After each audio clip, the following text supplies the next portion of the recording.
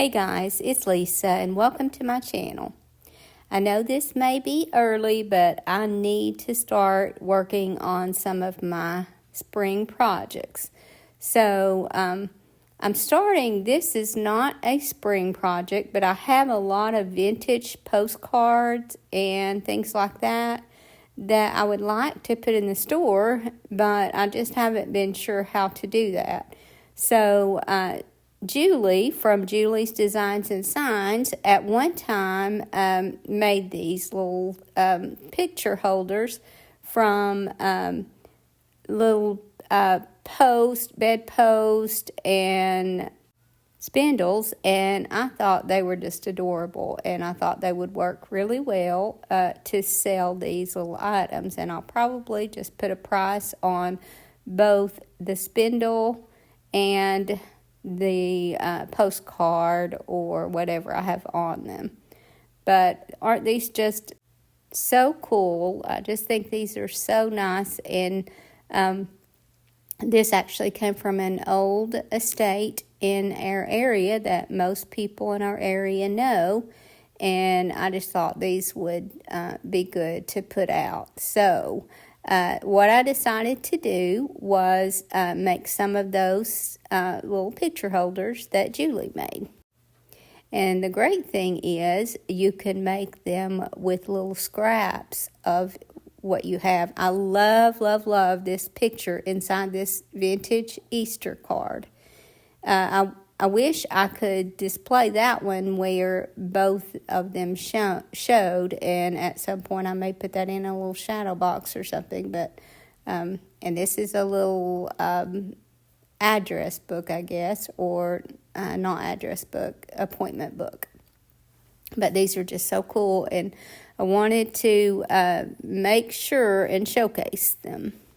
Now, these two are not spindles at all. They're just little 2x2 pieces, and maybe 1x1. Anyway, they're not post at all. They're just, and I have this postcard stamp that I thought would be perfect to stamp on all four sides of this, and use that to display one of the postcards. And then on the other one, I thought it would be good to display pictures on, and I had a little stamp of a camera, and I stamped it on the other one. And I had painted this in the color buttercream, but I didn't put a dark color on underneath it, so I'm just kind of adding some fake distress around some of those high spots. But when I watched Julie's video, it made me think of just a lot of different things that you could turn into these little picture holders. Now, I have some of these little wire holders ordered, but they're late. Actually, they're very late coming. So I thrifted a little picture holder that had those on it, and had my husband to cut those off. So because they're really thick, it's kind of hard to get them cut right, and you have to have something very strong to cut them. So I just had to kind of work around that because I wanted to go ahead and get these out. So all I'm going to do with these is just like she did. I'm going to drill a hole in the top, add some hot glue, and just stick one down in. Now, he cut these at different lengths because they needed to be cut at different lengths to get them off, and that's fine because I want these to be different heights. I think that they'll display much better. And as you can see, you can just pop that little postcard there on the top, or anything that's lightweight that you want to display, and it just makes the cutest little card holder. Now, this one is an item that I'm not going to sell. I just had this door piece that is just so vintage and chippy, and I've always loved it, but not known what to do with it.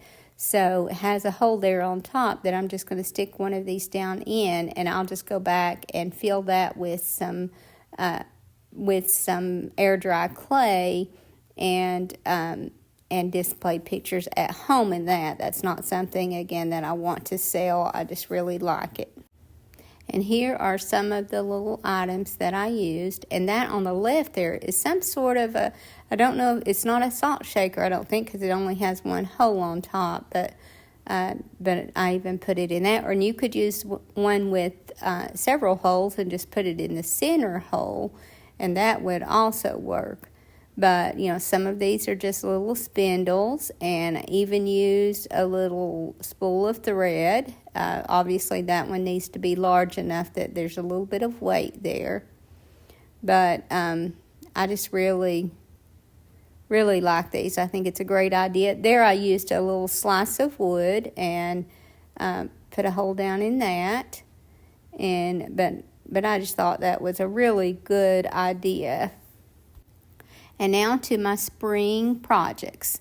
Now here are some items that I thrifted. I like them, all of them. I love the flowers in them. I've been trying to thrift items that have good flowers in them because I can do something with the container. But those of you who buy to resell or even buy just to keep yourself, you probably know that florals are just so expensive, and I have a really hard time finding ones that I like. So when I find items like this, and this is one of the items that I'm going to make over. I love it. There's not much that I don't like about it, but I especially love the flowers. And but I'm not real crazy, I guess, about the shiny look of it. So I thought, since I'm going to have to paint that, I may as well paint it the color that I want. So I wanted this to be light but not white. So what I did was I mixed the color cucumber, and that's a Dixie Belle color. It's actually a new Dixie Belle color, but it has a hint of green but not enough. So what I did was just add a tiny bit of the color Weeping Willow, which is also a Dixie Belle color, and made a really light green, and I really like the shade of that. But first, because this is a slick finish, I'm going to put a coat of Slick Stick on it and let that dry well. And for those of you who don't know, Slick Stick is a product that Dixie Belle carries that will help paint stick to slick surfaces. So I always use it on a slicker glass like this. So I give this 2 coats of this mixed color. Again, I used mostly cucumber and just a touch of the Weeping Willow. And then I can't remember what the name of the transfer that I put on this was, but it's Vintage Labels, and that might be the name of it. But I put those on here, and I think it's redesigned with Prima, but I'm going to find the transfer and add it in the description. But I just wanted to keep these colors very simple, and I wanted to keep this very soft looking, so I didn't want to do any black stamping or anything on it. And my reveal pictures leave a lot to be desired. The color in them is just not good, I guess because it's dreary today, but the lighting is just not good at all, and I apologize for that. Now this is a little birdhouse decor. Obviously it's for inside, so I'm just going to dress it up and make it springy, and so that it can be put into a little vignette. And I'm using the same color that I mixed here on the whole thing. When I know that I'm going to be using this color or a certain color on part of the piece, sometimes I just paint the whole thing, especially if it's a lighter color like this. That way it just kind of evens it all out, and then I can just go back and paint what I don't want this color, which is the body and the wooden dowel. So everything else is going to stay this color except that part, and I'm just going to paint it in the color celery and not mix anything with that. And now I'm taking the makeup brushes that I like to use and just stenciling with this patterned stencil, and I will try to find that and link that in the description. But I'm just using some ink. It isn't the Stays On ink. This is some that I thrifted. I just like the color of it, and I don't worry about that because I'm going to be spraying this with a clear coat when I'm finished. So you can use just any ink that you like the color of, and that will save you some money when you know you're going to be clear coating it in the end. And I'm taking that same ink here and just kind of rubbing it across using just the pad, the edges of the roof. And then I'm going to also rub it across the edges of that little disc at the bottom. And that will just kind of add a little bit of extra and brighten this up a little without making it too even, if that makes sense, because I like the distressed look that you get when you use this method. And then I'm going to be adding the Birds and Blooms small transfer set from Dixie Belle and on this, and then stenciling the word home from one of my stencils. And a lot of times I'll do that. I'll just pick one word or a couple words that's in a stencil and not use the whole thing. And that helps you get more use out of your stencils, especially your larger ones that are very limited. You can just take parts of it and use them. Now, I have already clear coated this because when you use transfers, it's a very good idea to clear coat it first and let that dry well, and then you shouldn't have any problems with your transfer sticking. And I'm just going to take different parts of this transfer and cut them apart and just kind of make this. I want this little branch that the bird is on to kind of go on up more. So I'm going to take another part of another branch and just kind of add it to it. And then just add little touches to the sides. And then again, I'm going to put that stencil that says home on the bottom. And I like to stencil with my ink pad also. So I just use those makeup brushes that I like using so much and stencil with that. And it just makes a real crisp image, and I just really like using that. And then when I finish that, then this is going to get yet another clear coat because I need to seal that transfer in and also seal that stencil that I did with the stamp. Now this is another piece that I thrifted, and I love the flowers on this one. They have a really good look to them, a real natural look. But this metallic green, metallic lime green, I guess, is just not working for me. So I was going to paint it the same color of green, and then I decided that I want to make this look like a rusty can. So the first thing that I did is cover this plant up good, and then I clipped that so that it fit tight and took it outside and sprayed it first with a coat of black spray paint. And at this point, you can use any kind of black spray paint that you want, any finish, because it's all going to be covered up, well, for the most part anyway. So I just kind of clipped this off, took it out, and spray painted it black. Any finish will also work. And then I took the color Gravel Road, which is a Dixie Belle color, and went over, just kind of almost dry brushed it on there. I want a lot of that black still showing through, but the majority will be just one coat of this Dixie Belle Gravel Road color. So I just went over the whole thing, again, just leaving some of that black peeking through. And then I let that dry. Now I want this to look like galvanized metal that has some rust on it.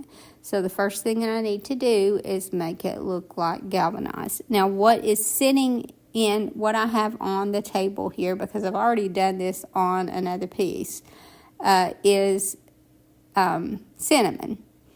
and I just didn't clean it up because I knew I was going to be doing this one. So what I did was put that coat of the gravel road on, again, just kind of dry brushing it on. And then once that was dry, good. Then one thing that I figured out recently is when you're trying to get the look of galvanized metal, I used to just do the gray over the black. But then I started really looking at old galvanized metal, and it almost had a milky look to it. So I decided to try a white wax over the top of that, and it worked so well that that's what I do now when I want to get that galvanized metal look. So first, a coat of black spray paint, and then dry brush the gray over the top. And then once that dries, then go over it with some white wax. And then as you just saw me do here, I just painted some clear coat over the top, or you could just use regular school glue. And I didn't cover it completely. I just kind of just randomly went over it. And I made sure that any place that there was a seam, that I really went heavy with the cinnamon, because that's where more rust would collect naturally. So that just kind of gives it more of a realistic look. And then once this was dry good, then I took it back outside and sprayed it with a clear finish to seal that in. And then this was the bucket that was yellow and had daisies in it. So I did the same thing with it. I spray painted it black, and then I went over it with a dry brush of the gravel road. Any warm, dark gray would work here. And I'm going to show you on this one how I did the white wax. I know that I didn't show that step on the other one. But here I've already dry brushed the gray on and let that dry. And now I'm just taking some of the wax, and I'm just using a cloth to apply it and rubbing over the top of that. So you're just going to rub it in and leave some on, but the most of it you're going to wipe off. And it's just going to give that a milky finish, and you can't tell as much on film, but in person this really does look like galvanized metal.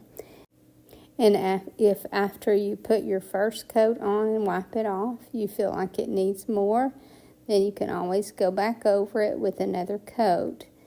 And you can just keep adding till you like the look that you get. And once I got how much I wanted on this, then I did the same thing that I did on the last piece, and I just kind of sporadically added some clear coat. Again, you could use glue, and then sprinkled it with cinnamon and just kind of rubbed it all over. And I just buy the cheapest cinnamon I can find, usually at the Dollar Tree when they have it in. And this is just a really inexpensive way to make this look like rust. And it really is amazing how realistic it looks. And again, once you get that finish, as you can see there where that seam is, I really loaded it heavily so that it would just look more natural.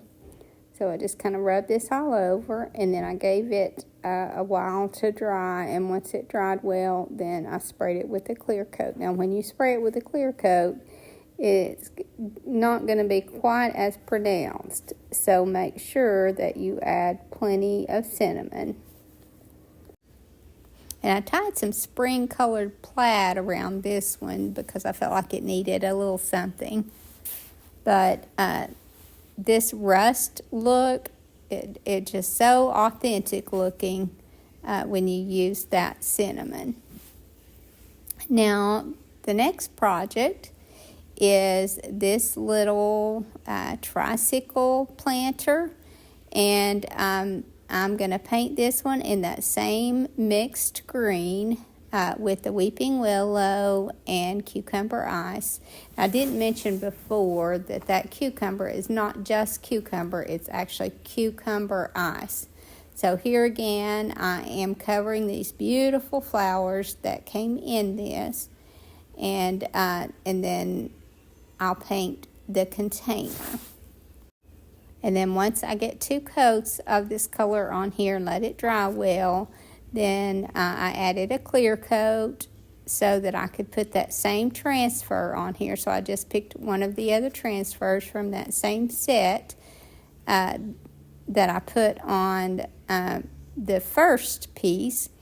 And then I'll have to clear coat again once I put that transfer on, just to make sure that transfer stays good.